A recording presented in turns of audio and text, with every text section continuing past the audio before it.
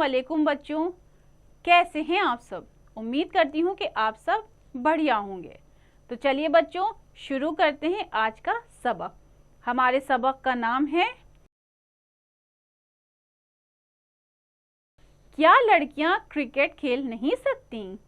चलिए पढ़ते हैं आज का सबक।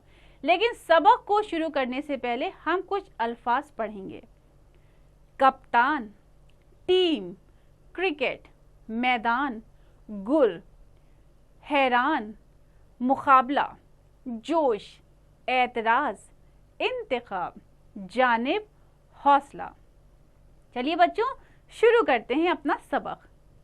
राजू अपने दोस्तों के इंतजार में था कि कब वो खेल के मैदान में पहुंच जाए। जब उसके सारे दोस्त क्रिकेट सामान लेकर मैदान में पहुंच गए तो राजू ने कहा कि चलो जल्दी से 2 टीम बना ली जाएं। मैं एक टीम का कप्तान हूं और इमरान, आप दूसरी टीम के कप्तान होंगे। आप अपनी टीम का इंतखाब कीजिए और मैं अपनी टीम का इंतखाब करूंगा। जब उन्होंने अपनी अपनी टीमों का इंतखाब किया तो किसी भी टीम के कप्तान ने वहां पर बैठी लड़कियों का नाम नहीं लिया, जिससे वो काफी नाराज हो गईं। सुधा बोली, हम क्या तमाशा देखने आई हैं, हमें क्यों नहीं मुंतखब किया।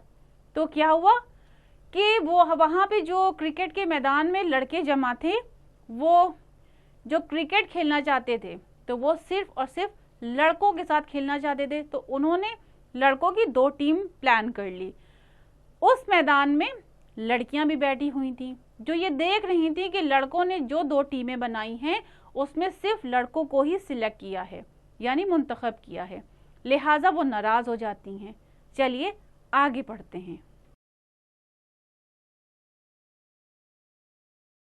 राजू, आप दोनों टीमों का हौसला बढ़ा सकती हो, आप मजे से मुकाबला देख सकती हो।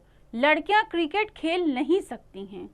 अब राजू ने क्या कहा कि आप लोग जो है सिर्फ हमको एनकरेज करें, हमारा हौसला बढ़ाइए और मजे से बैठ के मुकाबला देखिए, क्योंकि आप लड़कियां क्रिकेट नहीं खेल सकती। ये सुनकर वो और भी नाराज हो गई और काफी नाखुश होकर अपने घरों की जानिब चल पड़ी। हम उनको सबक सिखाएंगे, शरारत अंगेज लहजे में उज़्मा बोली।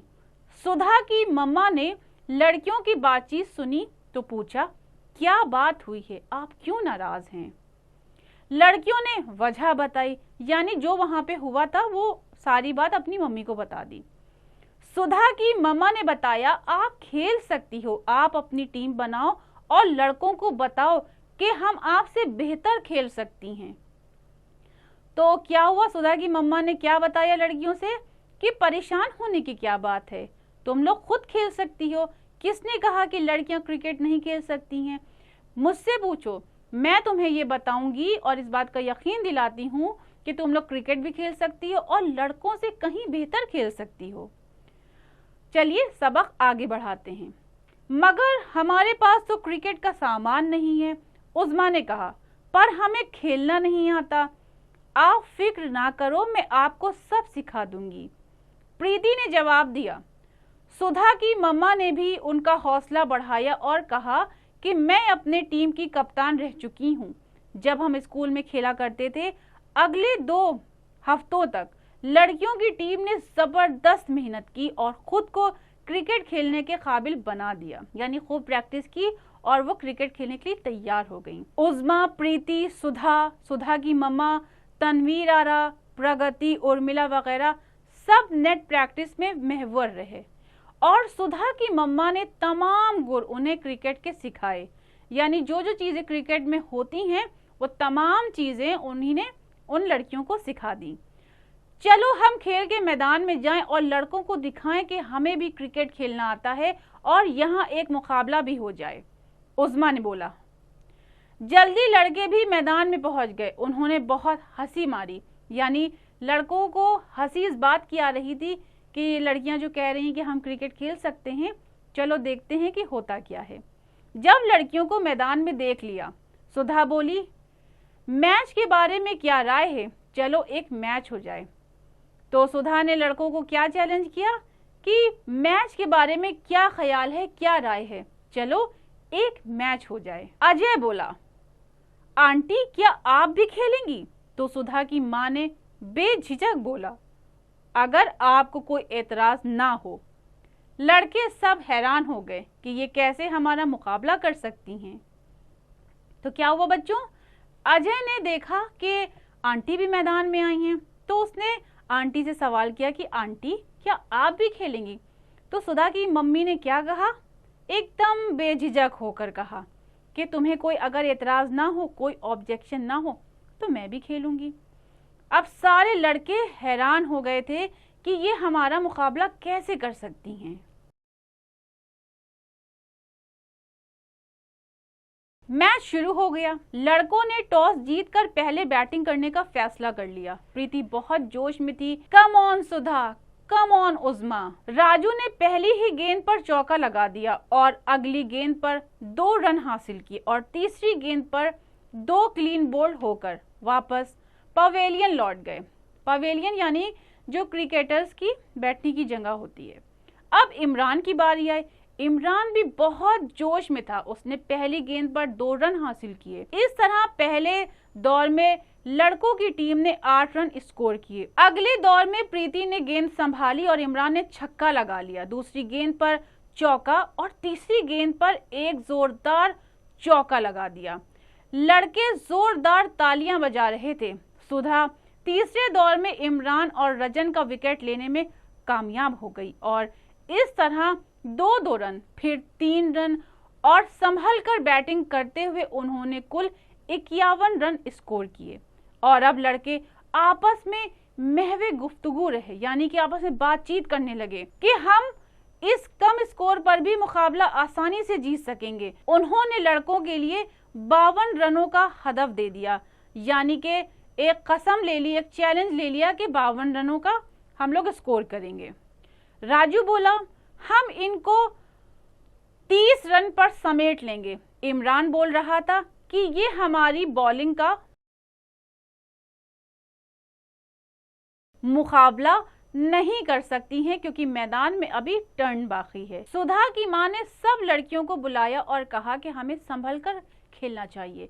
पिच की नमी 5-6 दौर तक खत्म हो जाएगी, फिर हम आसानी से स्कोर बना लेंगे। प्रीति, मगर मैं तो डर रही हूँ ये सुनकर, ये बहुत तेज गेंदबाजी करते हैं। सुधा की मां ने उन्हें थपथपा के हौसला दिया और कहा कि हम जरूर जीतेंगे। रजन ने गेंद अपने हाथ में ली और दौड़ना शुरू किया। रजन मुतमईन था कि वो गेंदबाजी में कोई भी कसर बाकी नहीं छोड़ेगा। सुधा ने आहिस्ता से गेंद के साथ बल्ला टकराया और अगली गेंद पर 4 रन हासिल किए, मगर दूसरे दौर में वो रन आउट का शिकार हो गई। इसके बाद प्रगति मैदान में आई और स्कोर को 20 रन तक पहुंचाया और हवा में उछलती हुई गेंद पर कैच आउट होकर वापस पवेलियन पहुंच गई। उर्मिला ने आते ही 2 गेंदों पर 2 लगातार चौके मारकर स्कोर को 42 तक पहुंचा दिया और वो इमरान की गेंद पर क्लीन बोल्ड हो गई। फिर सुधा की मां ने आराम के साथ 10 रन और स्कोर में जोड़कर मैच को जिताया। सुधा और उसकी टीम खड़े होकर अपनी टीम को दाद देने लगे और लड़कों ने भी तालियां बजाकर उन्हें शाबाशी दी। और रजन ने सुधा से कहा, अब आप क्रिकेट खेल सकती हो। इस तरह स्कूल के क्रिकेट मुकाबलों में अब लड़कियों को नजरअंदाज नहीं किया जाता था। तो देखा बच्चों, हमें कभी भी ये नहीं सोचना चाहिए कि ये काम लड़कियां नहीं कर सकती या ये काम लड़के नहीं कर सकते, यानी हर काम हर इंसान कर सकता है। बस शर्त यह है कि हमें एक दूसरे का हौसला बढ़ाना चाहिए, उसे कभी डिमोटिवेट नहीं करना चाहिए।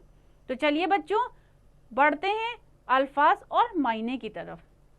इंतखाब करना यानी मुंतखब करना, संभल कर यानी आहिस्ता से, हदफ यानी निशाना, जानिब यानी तरफ, मैच यानी मुकाबला, गुर सिखाना यानी हुनर सिखाना, दाद देना यानी हौसला देना। तो बच्चों, उम्मीद करती हूँ कि इस सबक से आपने कोई ना कोई नसीहत तो ज़रूर हासिल की होगी। बच्चों, दी गई एक्सरसाइज की प्रैक्टिस घर पर आपको खुद से ज़रूर करनी है।